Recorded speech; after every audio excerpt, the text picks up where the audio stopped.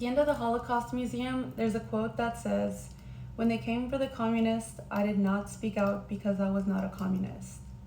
When they came for the socialists, I did not speak out because I was not a socialist. When they came for the trade unionists, I did not speak out because I was not a trade unionist. When they came for the Jews, I did not speak out because I was not a Jew. So when they came for me, there was no one left to speak for me." I think it's really sobering to realize that the reason the Mustache Man was able to rise to power was because people didn't think it affected them. A lot of people supported his policies.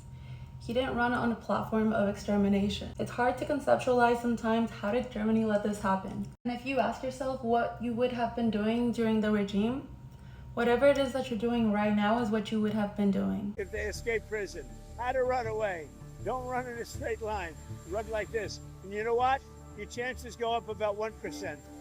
President Trump is traveling to Florida to visit a new immigration detention facility that officials have dubbed Alligator Alcatraz. Alligator Alcatraz in the Florida Everglades is a detention center which was built in only 8 days. It opened on the first week of July, and at the time of the first detainees being brought in, it is rumored to have anywhere from 400 detainees. However, the capacity for this detention center is estimated to be anywhere from 3,000 to 5,000. Alligator Alcatraz got its infamous name due to its wildlife security of alligators and pythons, similar to that of the infamous prison, which is now shut down in San Francisco. From what we've been able to hear so far from the first detainees to arrive at Alligator Alcatraz, they have claimed quite a few things with regards to inhumane living conditions, starting with no water to bathe in, no toothbrushes to upkeep their oral hygiene, no air breaks, and legal representation has been very difficult for a lot of the detainees to get a hold of, as well as lawyers to be able to get in contact with their detainees as they're not being duly processed or put into the system to be able to be found in their current location. Some toilets are not working. Meals are served once a day. That's of the sandwiches that they are being fed.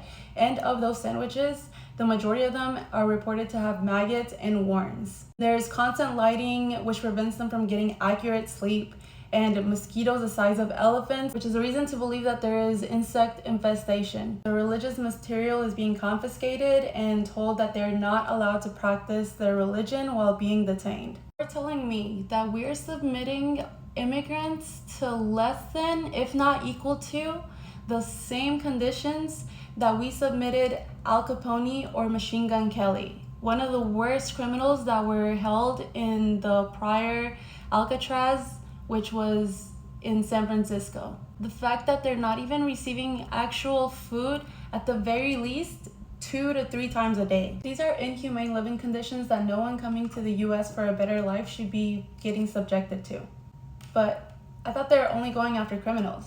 Dennis Gien, a landscaper in Ontario, California, was doing regular landscaping work for a surgical center that he had already been doing for quite some time.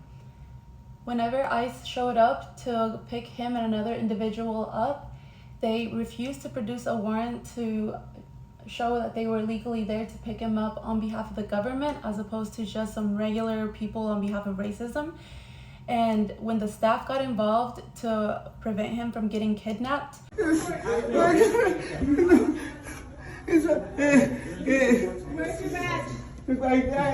ID? Where's your ID?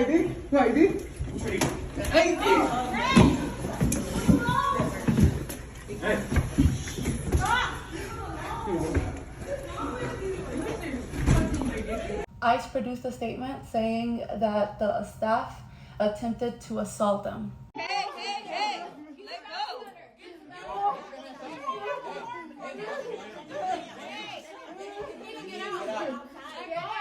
Get out. Coming into a private business like this? It's a private Get out. business. You're touching a federal agent. You are not a federal agent to begin with. I'm not touching you. Identify yourself.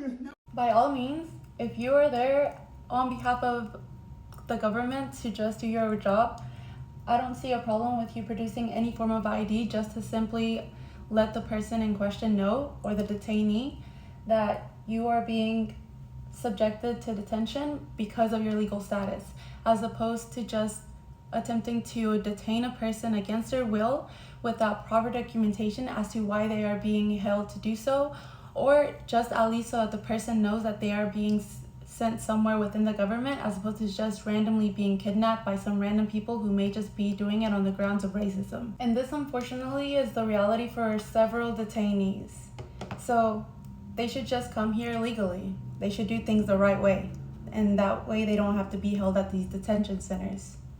Unfortunately, there are people who, simply because they're not immediately American looking, that they're being assumed to be illegal and held at detention centers like Alligator Alcatraz. One example being Liam de Izquierdo, a Cuban artist who was recently sent to Alligator Alcatraz upon opening and who is being held against his will despite being a permanent resident. Él es residente permanente. Izquierdo's partner, Katia, says he's a permanent resident who was arrested last week, first taken to TGK, then to Miramar, and finally to the Everglades facility. I think it speaks volumes when even ICE agents are quitting left and right because of the fear for their own safety. As you may have noticed in several of these ICE raidings or ICE detention attempts, several of the ICE agents are covered head to toe so that their identity isn't identified and so that their families aren't targeted for the work that they're doing. Now, while I don't condone a lot of this targeted hate towards the ICE agents, obviously I don't believe that what they are doing is right. And as many of them are coming to realize, what they might be doing is not actually okay. On July 4th, what's suspected to be an ambush by 10 people on an ICE detention center in Alvarado, Texas, was started first by a couple people that were outside in the ICE detention center parking lot, graffitiing cars, writing things such as ICE pig, traitor, etc. And another person setting off fireworks in the parking lot. Once a few of the ICE detention agents caught word of what was happening in the parking lot, they immediately ran outside to try and stop what was going on, and when they did, they ran outside immediately unarmed and were shot by a sniper and beaten by a few people that had wood to hit them with. One of those people being an ex-US Marine, they immediately took off into the woods to try to flee. He is wanted for attempted murder of a federal officer and is considered armed and dangerous. He is a former Marine Corps reservist. Authorities believe he fired 2 AR-15 style rifles at 3 officers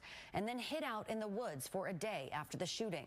The punchline of this is the fact that all 10 of the people who committed this act weren't even immigrants.